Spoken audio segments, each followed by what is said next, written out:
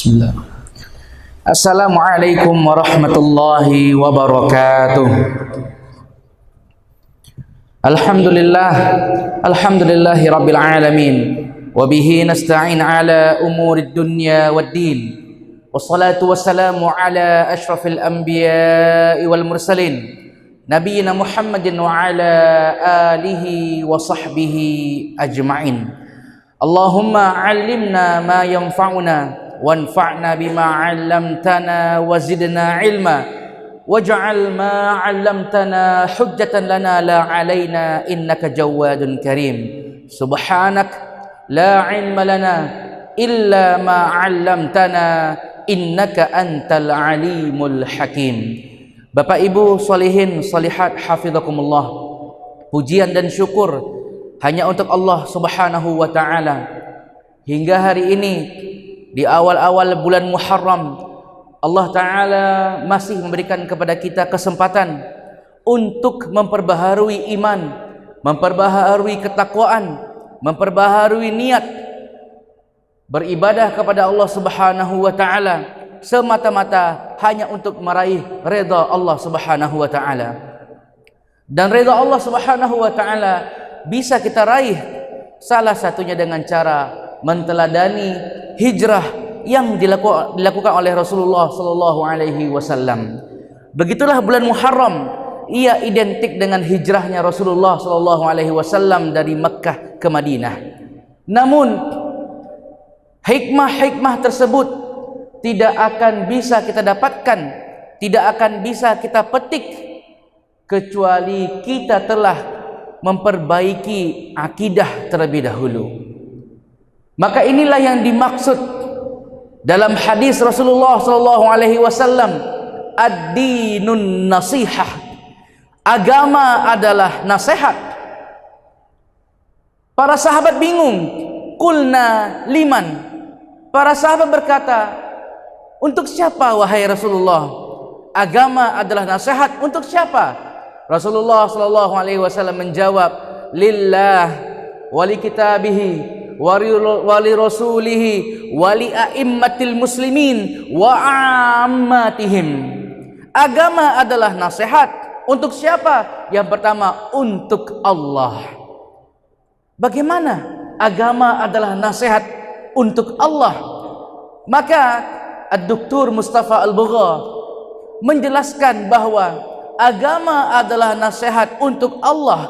Wal muradu huna an takuna bil imani lillahi wahdah wa nafyu asyarika anhu. Maksudnya adalah kita harus beriman hanya kepada Allah Subhanahu wa ta'ala dan menghilangkan segala bentuk syirik kepadanya. Bapak Ibu sholihin sholihat, pertanyaan pertama, ketika misalnya besok kita butuh duit 500.000 rupiah, besok pagi uang itu harus ada. Hari ini siapa yang kita hubungi? Besok pagi uang itu harus ada sebesar 500.000 rupiah. Siapa yang kita telepon hari ini? Ada yang menjawab teman, ada yang menjawab sahabat sejak ketek, ada yang menjawab gaek, ada yang menjawab anak, ada yang menjawab teman kerja.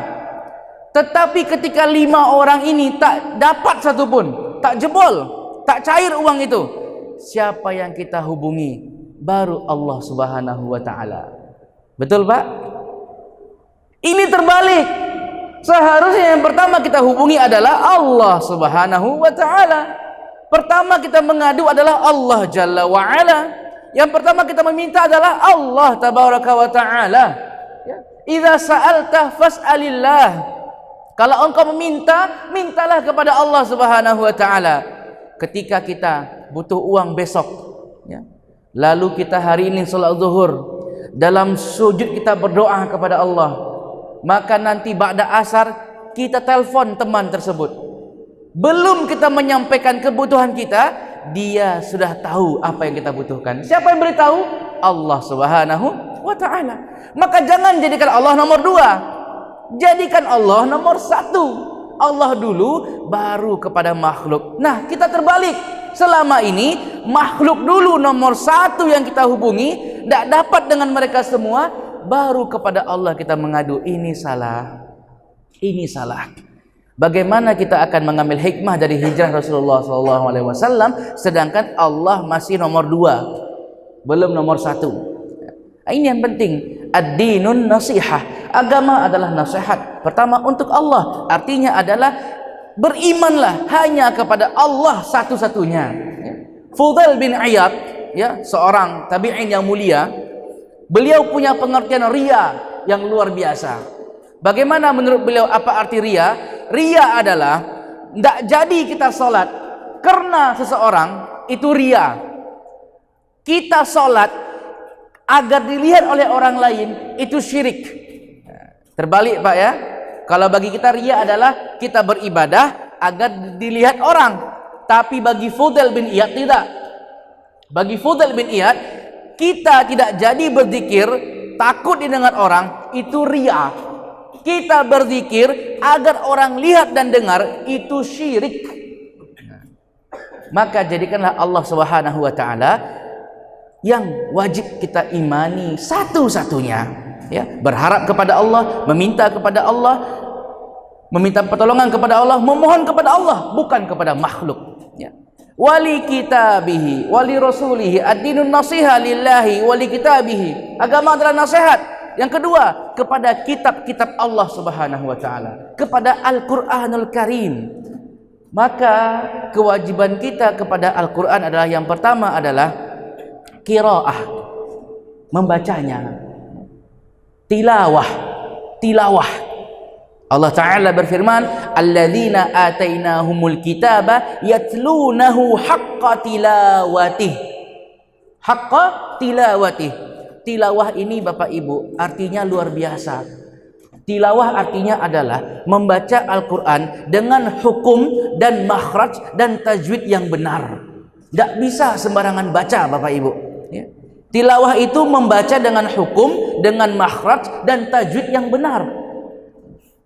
Ini kewajiban kita pertama kepada Al-Quran, qiraatuhu wa tilawatuhu, bacanya dan tilawahnya. Yang kedua adalah hifdzuhu, menghafalnya. Kita wajib menghafal Al-Quran.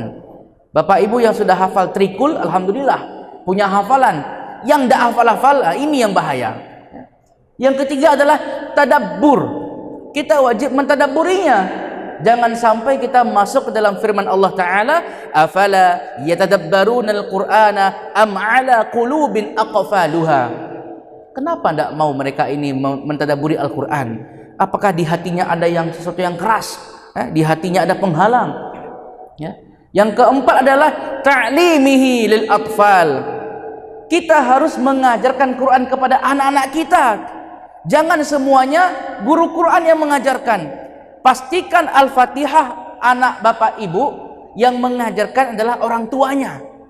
Pastikan mereka hafal Al-Fatihah itu dari lisan kita orang tuanya, agar sejauh mana mereka sholat, sampai umur berapa mereka sholat, Al-Fatihahnya adalah hafalan dari kita, pahalanya mengalir ke kita. Jangan semuanya diserahkan ke guru Quran, ke rumah tahfiz, ke rumah Quran. Kita dapat pahala apa kalau begitu? Yang terakhir, kewajiban kepada Quran adalah mengamalkannya. Nah, ini yang paling tinggi Bapak Ibu, nah, mengamalkan Al-Quran. Akhlak kita seharusnya adalah Al-Quran, ya. Jangan sampai kita baca Quran tapi akhlaknya tidak Al-Quran. Nah, ini adalah ad-dinun nasihah, agama adalah nasihat untuk dua poin pertama. Yang pertama untuk Allah, jadikanlah iman kita hanya kepada Allah. Yang kedua untuk kitab-kitab Allah, beriman kepada Quran, bahwa Quran ini adalah kalamullah. Al-Quran kalamullah. Al-Quran adalah perkataan Allah. Maka sesat yang mengatakan Quran itu bukan perkataan Allah, ya.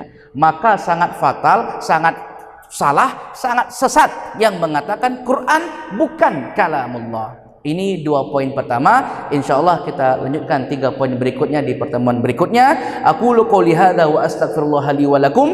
Wassalamualaikum warahmatullahi wabarakatuh.